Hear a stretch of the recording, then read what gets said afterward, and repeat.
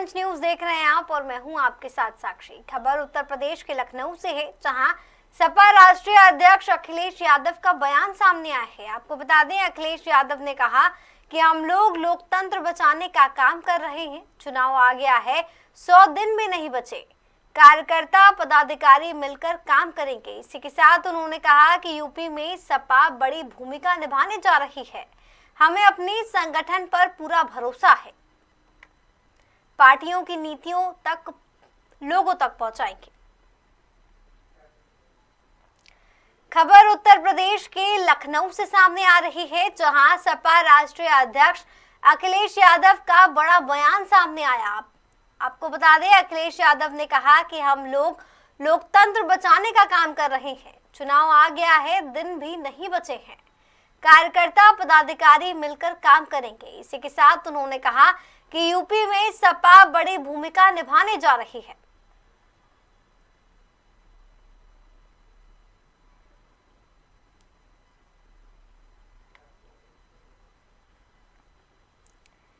खबर उत्तर प्रदेश के लखनऊ से है, जहां सपा राष्ट्रीय अध्यक्ष अखिलेश यादव का बयान सामने आया।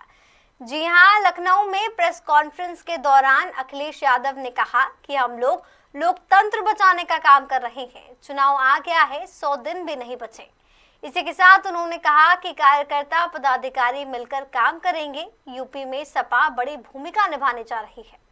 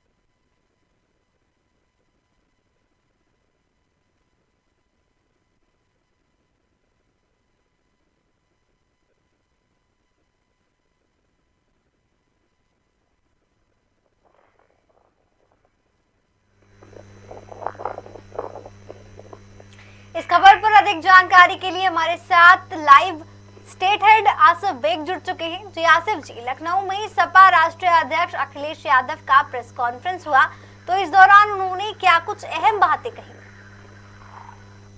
जी बिल्कुल साक्षी, बता दूं कि लोकसभा चुनाव को लेकर सपा सुप्रीमो अखिलेश यादव बेहद एक्टिव नजर आ रहे हैं। उनकी लगातार किसी न किसी जो विंग बनी हुई है सपा की, उनके पदाधिकारियों के साथ लगातार मीटिंग भी हो रही है। और सपा सुप्रीमो ने साफ तौर पर कहा कि वह लोकतंत्र बचाना चाहते हैं। उन्होंने साफ तौर पर बीजेपी पर निशाना साधा और कहा कि बीजेपी में लोकतंत्र नहीं बचा हुआ है। और उन्होंने यह भी दिखाने की कोशिश की कि समाजवादी पार्टी ही जो है यूपी में लोकतंत्र बचा सकती है। और इसके पहले भी कई बयान आ चुके हैं कि पीडीए यानी कि 80 सीटों पर समाजवादी पार्टी जीत का परचम लहराएगी। लेकिन साक्षी, बता दूं कि यहाँ एक बात समझना बेहद जरूरी है। जरूरी यह भी है कि जिस तरह से राजनीतिक समीकरण पूरी तरह से बदल चुके हैं, या यूं कहें कि सपा के खिलाफ पूरी तरह से हवा चल रही है। एक तरफ जहां बीजेपी सपा सुप्रीमो पर अखिलेश यादव पर निशाना साध रहे हैं, वहीं दूसरी तरफ जो है बसपा सुप्रीमो मायावती ने सपा सुप्रीमो पर यूं कहें समाजवादी पार्टी पर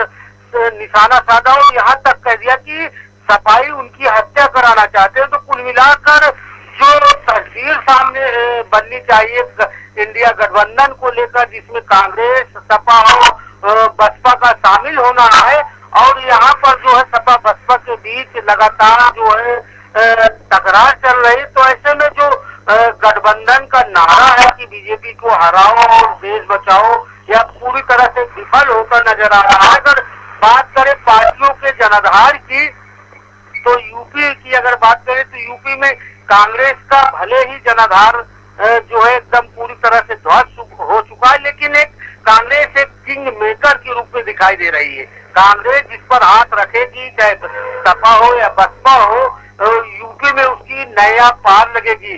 और वहीं अगर बात करें बसपा सुप्रीमो की, तो बसपा सुप्रीमो मायावती को यह अच्छी तरह पता है कि उनके पास दलित वोट बैंक का काफी धड़ा, जो बड़ा धड़ा है, जिसे निर्णायक कहते हैं, जो हाजिर का फैसला दलित वोट बैंक है, वह उनके पास है। वह अभी विधानसभा चुनाव में भी उनका जो दलित वोट बैंक है मायावती से टस से मत नहीं हुआ है। और इन सब के बीच अगर बात करें तो दूसरा वोट बैंक मुस्लिमों का आता है। और मुस्लिमों ने विधानसभा चुनाव में भले ही सपा सुप्रीमो को एड़ी चोटी का जोर लगा दिया, लेकिन सपा से जो सूत्रों का दावा है, जो सच सामने आ रहा है, उसमें साफ तौर पर यह देखा गया कि समाजवादी पार्टी से पिछड़ा और जो इनका यादव वोट बैंक था, वो यादव वोट थे, वह भी जो है कहीं ना कहीं बीजेपी में सरक गए। और यही वजह रही कि समाजवादी पार्टी को विधानसभा में जो है सफलता हाथ नहीं लगी। अगर यही वोट बैंक जो मुस्लिमों का वोट बैंक है, अगर बसपा की तरफ रुख करता है, कांग्रेस की तरफ रुख करता है, तो इसमें मजबूती सब बसपा को भी मिलेगी और बसपा की काफी सीटें लोकसभा चुनाव में आ जाएगी। और वही दूसरी तरफ कांग्रेस भी अच्छी मजबूत स्थिति में रहेगी। लेकिन तीनों के बीच अगर मजबूती देखी जाए तो यह अनुमान लगाया जा रहा है कि बसपा सबसे मजबूत जो है पार्टी उभरेगी लोकसभा चुनाव में, अगर उसका साथ मुस्लिम और कुछ बैकवर्ड वोटरों ने दिया। लेकिन जिस तरह से सपा सुप्रीमो अखिलेश यादव लगातार परेशान दिख रहे हैं सीट शेयरिंग को लेकर, क्योंकि सीट शेयरिंग का जो बयानबाजी है, जो राग अलाप रहे हैं सपा सुप्रीमो, लगातार यह दबाव बनाना चाह रहे हैं कि यूपी में उन्हें ज्यादा से ज्यादा सीटें मिले। उन्हें यह डर सता रहा है कि कहीं मायावती से गठबंधन हो गया तो जो सीटें हैं मायावती को ज्यादा जाएगी, क्योंकि कांग्रेस नेतृत्व यह अच्छी तरह से जानता है कि आने वाले लोकसभा चुनाव में अगर बसपा ने कांग्रेस का साथ दिया तो एक जो है तस्वीर अलग ही तरह की दिखेगी और कांग्रेस को काफी सफलता मिलेगी। तो इन सब के बीच जो है सपा सुप्रीमो अखिलेश यादव तरह तरह के बयानबाजी कर रहे हैं। हालांकि सपा सुप्रीमो को यह अच्छी तरह पता है कि जो यूपी की जो सीटें हैं उसमें उनका जीत पाना बेहद मुश्किल है, क्योंकि अब मुस्लिम वोटों ने भी किनारा कर लिया है। क्योंकि यादव वोट बैंक अगर बीजेपी में जा सकता है तो जो मुस्लिम वोटर है वह बसपा में और कांग्रेस में जा सकते हैं। इससे जो है सपा सुप्रीमो के अखिलेश यादव की धड़कनें तेज हो गई है और वह तरह तरह के जो है मीटिंग कर रहे हैं और तमाम तरह के बयान दे रहे हैं और इन बयानों से कोई फर्क पड़ने वाला नहीं है। जी साथी। जी आसिफ, जैसा कि आपने बताया कि बसपा सुप्रीमो मायावती लगातार सपा पार्टी और अखिलेश यादव पर हमलावर है, तो अगर लोकसभा चुनाव की बात करें तो सपा के लिए बड़ा कंपटीशन कौन होगा, बसपा या बीजेपी? ये सवाल दोहराएं दोबारा साक्षी। जी आसिफ जी, मेरा सवाल आपसे ये है कि आपने खुद बताया कि बसपा सुप्रीमो जो मायावती है वो लगातार सपा पार्टी और अखिलेश यादव पर हमलावर है, उनके खिलाफ बयानबाजी कर रही है। तो आखिर अगर लोकसभा चुनाव की बात करें तो सपा पार्टी के लिए बड़ा कंपटीशन कौन होगा, बीजेपी या बसपा? किससे उनको ज्यादा नुकसान और फायदा होने वाला है? जी बिल्कुल, मैं साक्षी बता दूं कि विधानसभा चुनाव में भले ही समाजवादी पार्टी को यूपी में जो है बढ़त मिल सकती है, लेकिन अगर बात करें लोकसभा चुनाव की तो लोकसभा चुनाव को अगर देखा जाए तो जिस तरह से चुनावी माहौल बन रहे हैं, जिस तरह से लोगों की आस कांग्रेस की तरफ लगी हुई है, क्योंकि मतदाताओं को यह भी पता है कि अगर कोई हटा सकती है चुनाव में तो वह सिर्फ कांग्रेस है।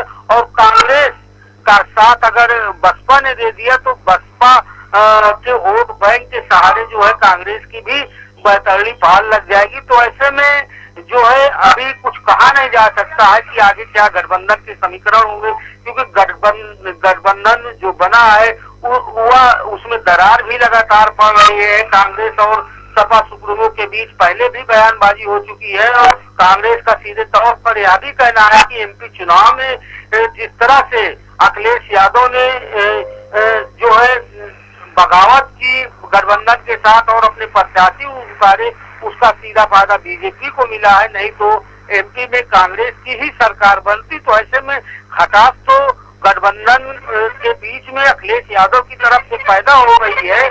और आने वाले अगर लोकसभा चुनाव की बात करें तो उसमें बसपा जो है, बसपा काफी मजबूत दिखाई पड़ रही है, क्योंकि उसके पास दलित वोट बैंक का काफी दलितों का वोट बैंक उसके पास मौजूद है और दलित वोट बैंक मायावती को छोड़कर कहीं जाना नहीं चाहता है। तो ऐसे में जो है बसपा की मजबूती तो दिख ही रही है। और बसपा के अगर कांग्रेस से गठबंधन करती है, बसपा इंडिया गठबंधन में शामिल होती है, तो उसका सीधा फायदा कांग्रेस को होगा। और जो समाजवादी पार्टी जो है तमाम तरह के दम भर रही है, अपने प्रत्याशियों को जिताने की बात कर रही है, तो कहीं न कहीं जो है सपा समाजवादी पार्टी के दावे जो है हवाई साबित हो सकते हैं। क्योंकि समाजवादी पार्टी के अगर राजनीतिक समीकरण की बात करें तो समाजवादी पार्टी का वोट बैंक जो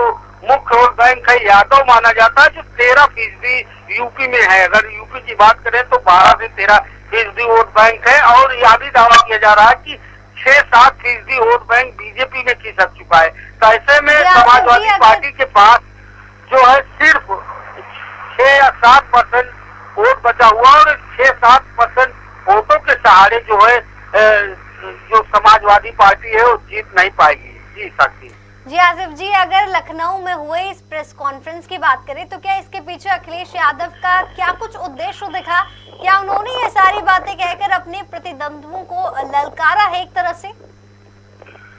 जी बिल्कुल साक्षी, जिस तरह से सपा सुप्रीमो अखिलेश यादव के बयान आ रहे हैं, प्रेस कॉन्फ्रेंस में तरह तरह के दावे किए जा रहे हैं, उससे साफ लग रहा है कि कहीं न कहीं सपा सुप्रीमो अखिलेश यादव इंडिया गठबंधन पर दबाव बनाना चाहते हैं और ये दिखाना चाहते हैं कि जो है यूपी में सपा मजबूती के साथ चुनाव लड़ेगी।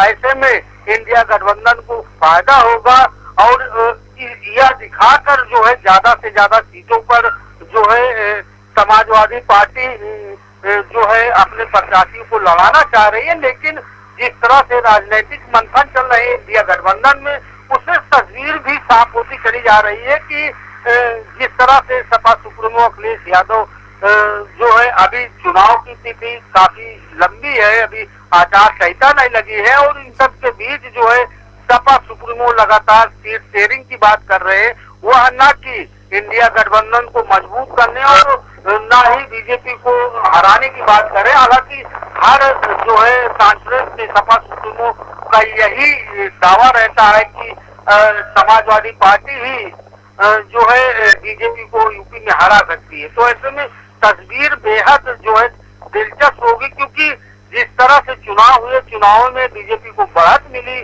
और बीजेपी के प्रत्याशी लगातार जीतते भी चले आ रहे हैं। तो इससे यह भी कहा जा सकता है कि बीजेपी का किला बेहद ही मजबूत हो चुका है और राम मंदिर का मुद्दा हो चाहे अन्य मुद्दे हो, उसमें जो है बीजेपी पूरी तरह से हावी हो जाती है। और यहाँ पर अगर गठबंधन की बात करें, गठबंधन में अगर दरार पड़ती है तो जो 40-42% वोट है उसमें बिखराव हो जाएगा और ऑटोमेटिक स्वतः ही बीजेपी के प्रत्याशियों की लंबी जीत लोकसभा चुनाव में होगी अगर यूपी की बात करें तो।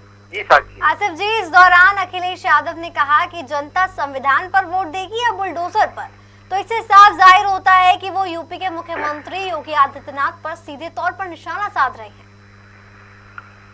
जी बिल्कुल, जो भी कार्रवाई हुई, अगर यूपी की सरकार की बात करें तो यूपी सरकार ने अपराधियों के खिलाफ बुलडोजर चलाया, अधिकारियों को अपराधियों का लगातार एनकाउंटर भी हो रहा है। तो ऐसे में कहीं न कहीं जो गरीब तबका है वह कहीं न कहीं जो है योगी सरकार पर भरोसा भी कर रही है, क्योंकि गरीब जो जनता होती है वह अपने आप को सुरक्षित तौर पर जो है जीना चाहती है। हालांकि इन सब में जो बुलडोजर की कार्रवाई हो या अपराधियों के खिलाफ कार्रवाई की, तो जितनी भी कार्रवाई हुई है वो आप दुर्दांत अपराधियों के खिलाफ हुई है, चाहे विकास दुबे का मामला हो या फिर प्रयागराज के अतीक का मामला हो, तो ऐसे नजीर है जिसमें जो है यूपी की पुलिस ने कार्रवाई करते हुए जो है एक मिसाल कायम की और आम जनता का विश्वास भी जो है योगी सरकार पर बढ़ा हुआ है। लेकिन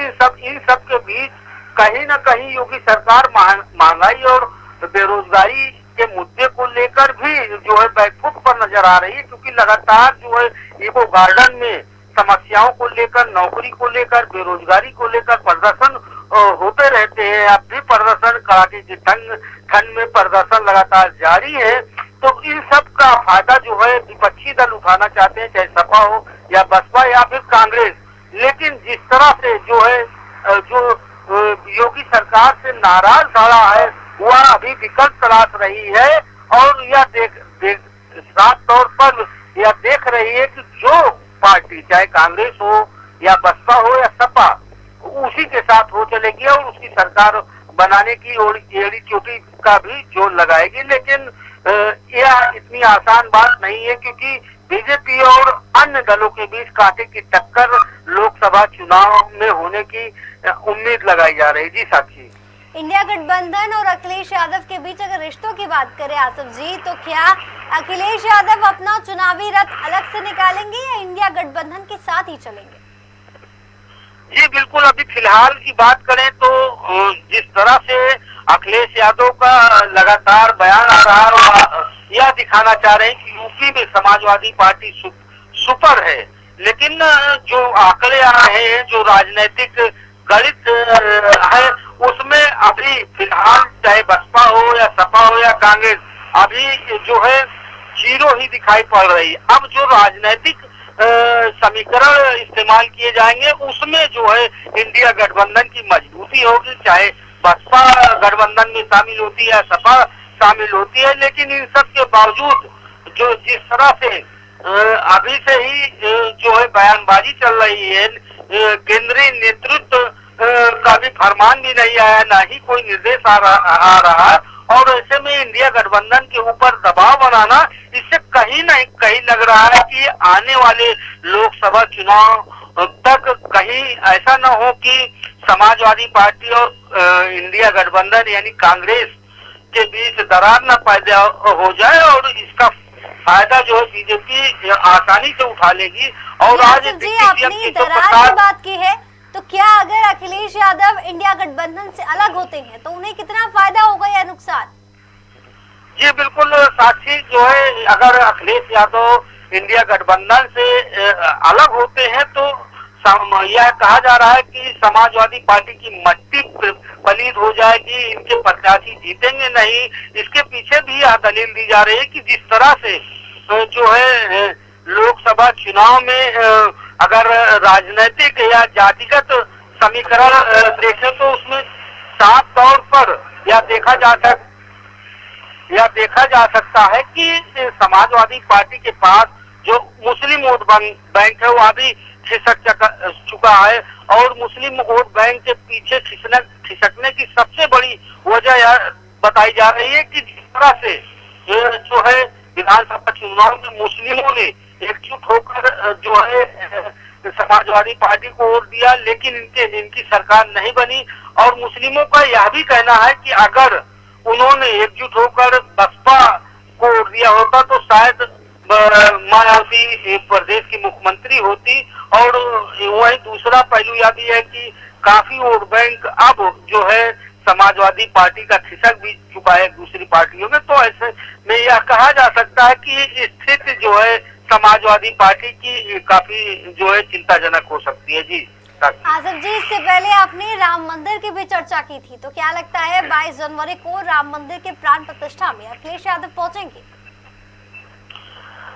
जी बिल्कुल साक्षी, बता दूं कि राम मंदिर की प्राण प्रतिष्ठा जो है 22 जनवरी को होनी है, जिसमें सभी को निमंत्रण भी दिया जा रहा है। लेकिन यहाँ पर अगर बात करें समाजवादी पार्टी की, तो समाजवादी पार्टी के मुखिया अखिलेश यादव को निमंत्रण न देने की जो है बीजेपी के कई मंत्री जो है बात कह चुके हैं। और या यूं कहें कि बीजेपी द्वारा जो है अखिलेश यादव को जलील किया जा रहा है कि उन्हें न बुलाया जाए प्राण प्रतिष्ठा में, लेकिन यह साक्षी धार्मिक मुद्दा है। तो अगर यहाँ पर कोई राजनीतिक बयानबाजी करता है तो यहाँ पर अगर कोई राजनीतिक बयानबाजी करता है तो यह बयानबाजी जो है काफी जो है निचले स्तर की होगी। और क्योंकि राम मंदिर की प्राण प्रतिष्ठा एक धार्मिक मुद्दा, वहाँ कोई आ सकता है, जा सकता है, क्योंकि राम सबके हैं। लेकिन यहाँ पर जो है बीजेपी के मंत्रियों ने ऐसी बयानबाजी कर अपनी जो है निचले स्तर की जो मानसिकता है उसे उजागर कर दी है। और अगर इसी तरह की बयानबाजी सामने आती रहे तो आने वाले लोकसभा चुनाव में राम मंदिर को लेकर जिस तरह से बीजेपी ने प्रचार प्रसार किया है उस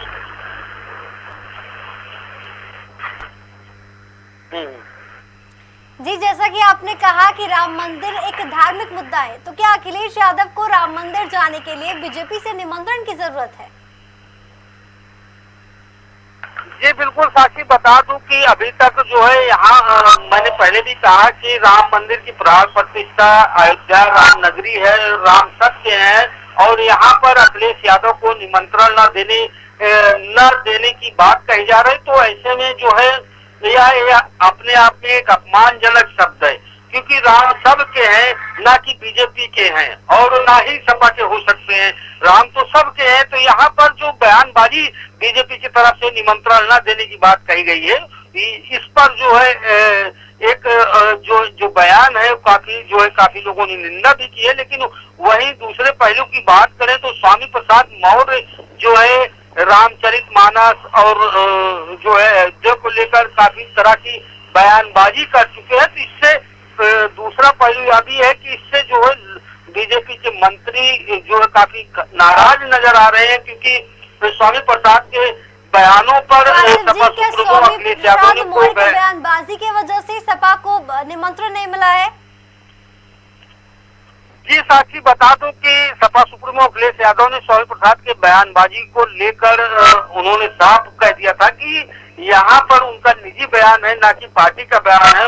या कहते उन्होंने पल्ला तो झाड़ लिया था, लेकिन इसका खामियाजा सपा सुप्रीमो अखिलेश यादव को भुगतना पड़ रहा है। यही वजह है कि बीजेपी के जो नेता मंत्री हैं वह लगातार जो है अखिलेश यादव पर निशाना साध रहे हैं और यह भी कह रहे हैं कि उनको निमंत्रण जो है ना दिया जाए। वहीं दूसरी तरफ बीजेपी ने यह भी निशाना साधा कि समाजवादी पार्टी के जो हाथ है वह राम भक्तों के खून से रंगी हुई है। तो यहाँ तक भी बयानबाजी पड़ चुकी है। लेकिन धार्मिक मुद्दा है, राम मंदिर से जुड़ा मामला है, लोगों की आस्थाएं जुड़ी है, पूजा पाठ भी सभी करते हैं। तो यहाँ पर जो है बीजेपी जिस तरह से स्वामी प्रसाद का बयान माना जाता है उसी तरह से जो है बीजेपी के मंत्रियों का भी बयान माना जा रहा है, ऐसा जनता कह रही है। जी साथी आसिफ जी, जैसा कि आपने स्वामी प्रसाद मौर्य का जिक्र ही किया, तो मैं आपको बता दूं कि उन्होंने श्री राम को लेकर कई बयान भी दिए हैं।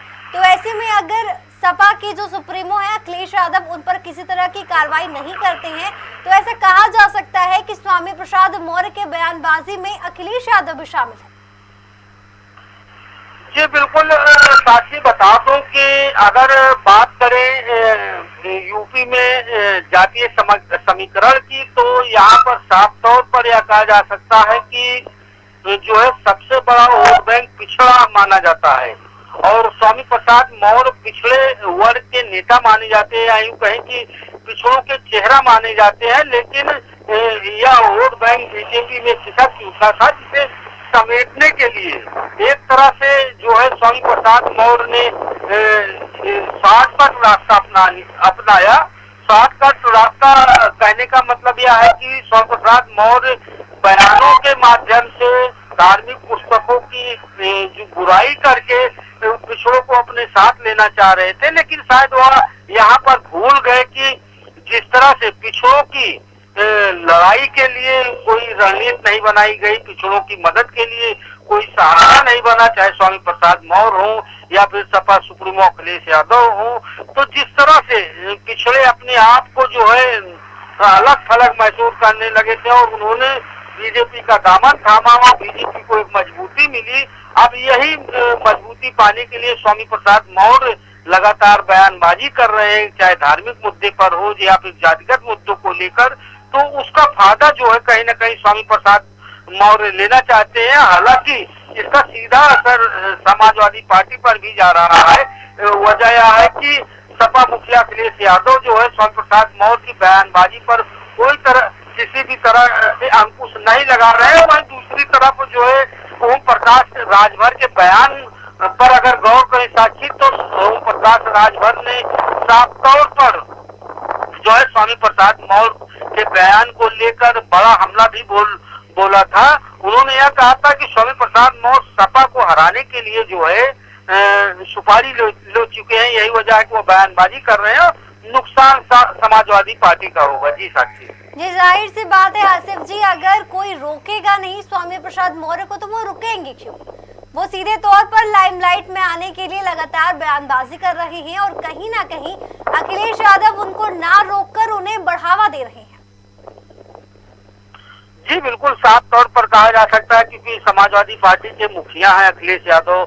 अगर उनके सामने किसी भी तरह की बयानबाजी हो रही है तो उन पर अंकुश लगाना चाहिए, क्योंकि इस तरह की बयानबाजियों से एक तरफ जहां माहौल खराब हो रहा है, वहीं समाजवादी पार्टी की लगातार लुटिया भी डूब रही है और समाजवादी पार्टी पूरी तरह से जो है अलग थलग पड़ गई है।